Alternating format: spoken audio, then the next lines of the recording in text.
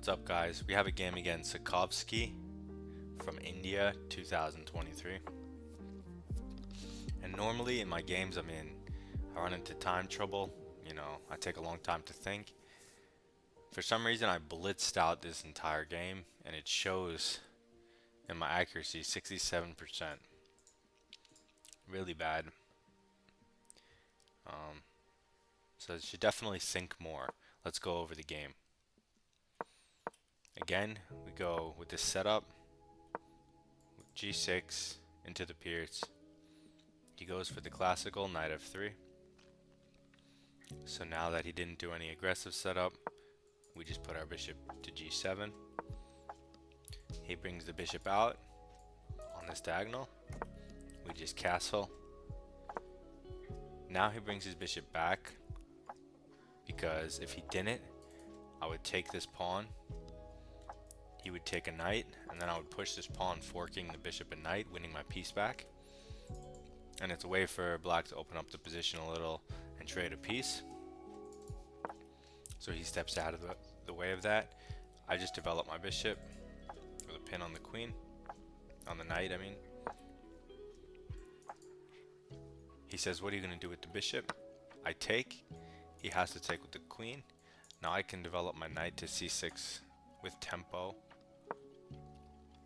And if he pushes, well, I can jump in here, take the bishop. So he defends the pawn. And first of all, I have 16 minutes on my clock. What move are we? Move 9. 16 minutes, so I'm not even thinking, I'm insta-moving. And of course, in this opening, I've told myself you need to play e5 as soon as you can. And here, I don't know why I keep doing this, but I'm attracted to the idea of putting my knight on d7, and I keep doing it over and over when I should be playing e5. I gotta stop doing this. But anyway, I do this again.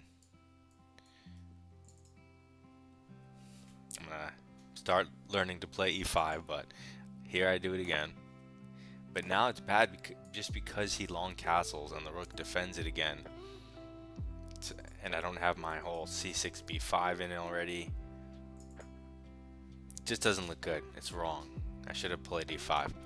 So he long castles, and now I'm like, oh shoot. Now I play e5. And now he pushes. So this gives me the opportunity to slow down. Now that the center's closed, I have a second or two to do something, to reroute my stuff. I go here because I figure I could take this bishop. I could trade this bishop. Or this bishop, because like if he can't go here, because I'll take it. And if he goes this way, I can always jump my knight out. And if he doesn't want to lose it, he can sack the other bishop.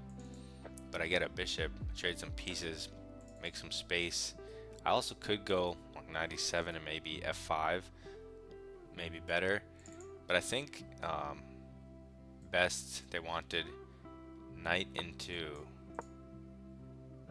d4. And if takes knight here, you try to defend the pawn. He takes en passant. This, queen b6. So you sack a pawn, and you go down this line. With play on the king, and this bishop as compensation, the open b file for the pawn. Gotta play dynamically.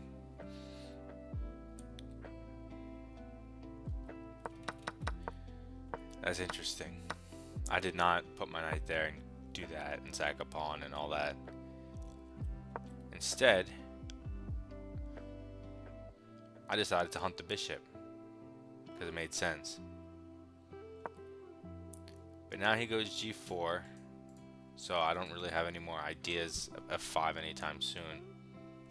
I take the bishop because why not? he recaptures.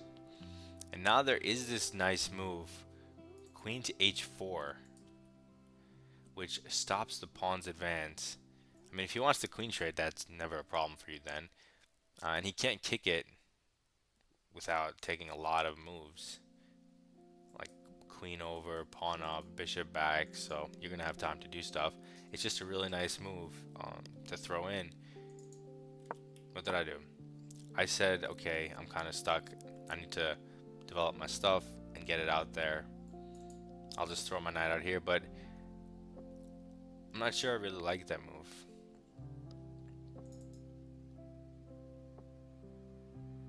I really like queen h4, but if you don't see queen h4,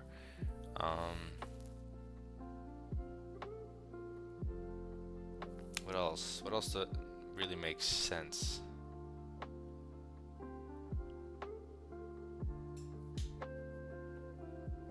I don't know. It's kind of hard.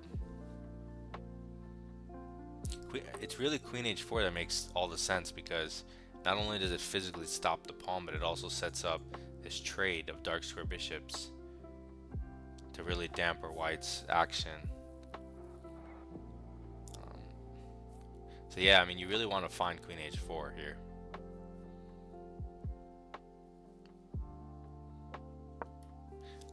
I threw my knight out, and he just kept on. Now that I didn't stop h4, he pushes h4, and here, you know, I have 13 minutes on my clock. I should think, oh, you've seen this before. You can't do anything on the queen side effectively because it's not going to work. You don't have anything there. And he's going to come at you on the king side.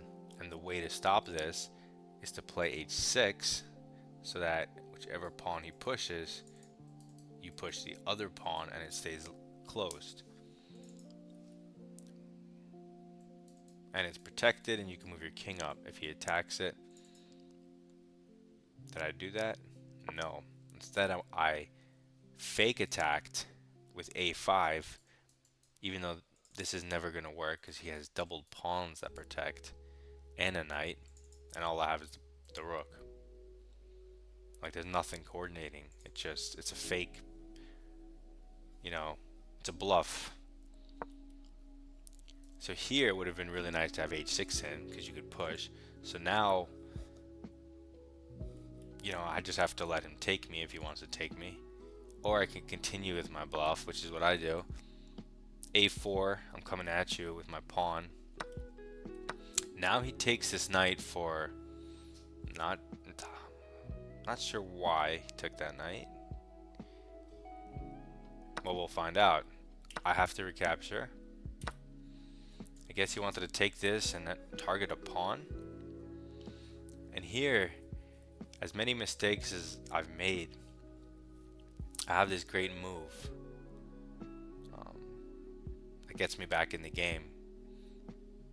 But of course, with 13 minutes on my clock, I have no intention of thinking of this and finding this move.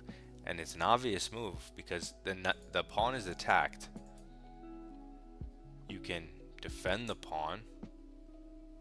You can try to defend it with your queen, or you can do the obvious thing if you think and push the pawn, because he can't take because the knight's hanging. And so if he lets you take, well, you got rid of this weakness, and he either doubled his pawns or moved his queen away from your king. And he can't push because the knight's hanging. So basically you get to get rid of your pawn that's being hit without having to protect it, fixing your structure. It's just a nice equalizing move. But instead, I figured, you know what? Let me do something crazy. In 20 seconds time, b5. I said, let me sack the pawn for no reason. And if you think about it, b5 doesn't even make sense because I don't need to attack this knight for him to take this pawn. He's going to take that pawn anywhere next move, unprovoked. So there's no need for b4 if I wanted to do something crazy. Like if I want to sack this pawn to open up this file, he's going to do it anyway. So I might as well make a preparation for that open file instead with that move. So I waste a move on b5, then he takes, and now I have no idea why I wanted to do that, because I know I don't have anything here. I know I could check him and then check him, but then he just runs away and I don't actually have anything. So I don't know why I was so eager to sacrifice that pawn. So then I said to myself, this is the one time in the game where I thought. I went from 13 minutes down to 8 minutes. I thought for 5 minutes, and I realized I had nothing in the position. That was my conclusion. That I have absolutely nothing. There was no reason for any of this, and I have no follow-up. So I saw that checking him would just lead to a couple of forced moves, and then the end for me. I said, you know, let me try something weird. So I put my rook here. He took here. My entire plan was always to recapture with the f-pawn and open up the rook. And I should have done it here. But instead I tried to get fancy and I gave this check. And this should have required, you know, minutes of calculation, but that wasn't gonna happen, right? So I give this check, but the problem with this check is once he goes here, he's hitting my rook, and now I don't have time to take the pawn.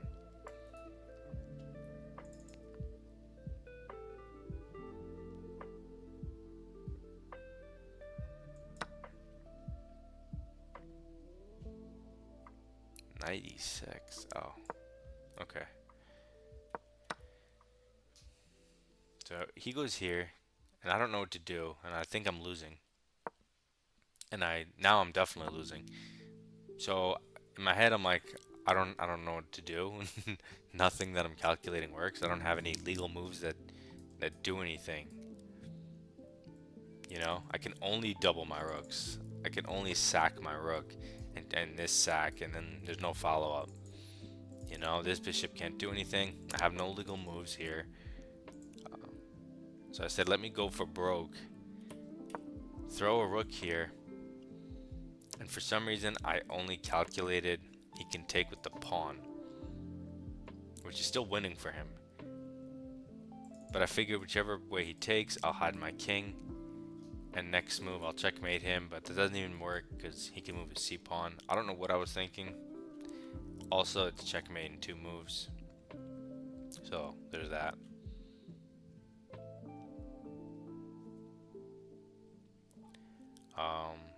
Which is what happened in the game. Because I doubled my rooks, he checked me, I went in the corner, and he checkmated me.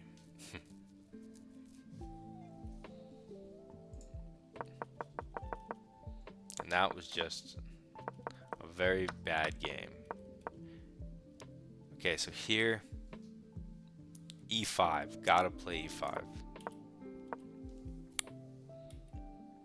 Here, you jump in the center. How many times do I need to see it to understand it? Apparently many times. Although, I'm still not against hunting the bishop. I guess I didn't learn my lesson. Queen h4 would have been pretty clutch in this moment. Instead of that, yikes. Fake attack. Yeah, at this point, I just don't like it already. This is clever.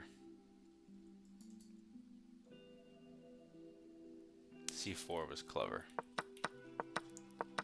But as soon as I threw this pawn away, there was no reason for that. Like, why not just b6, right?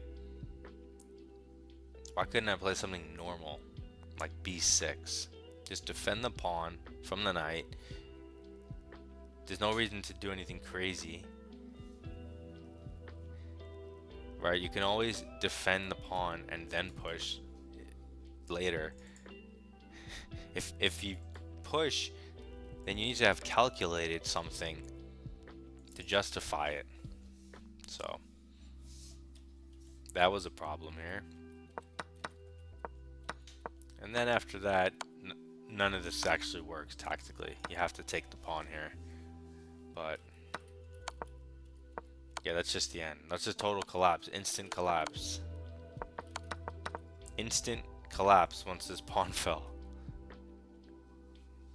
Okay. So, now we're definitely going to play e5 next time. You better believe it. And we're going to think. That was like a blitz game for us. We have 13 minutes. We played like a 1900. It's not good. Alright. We keep going. Road to 2100.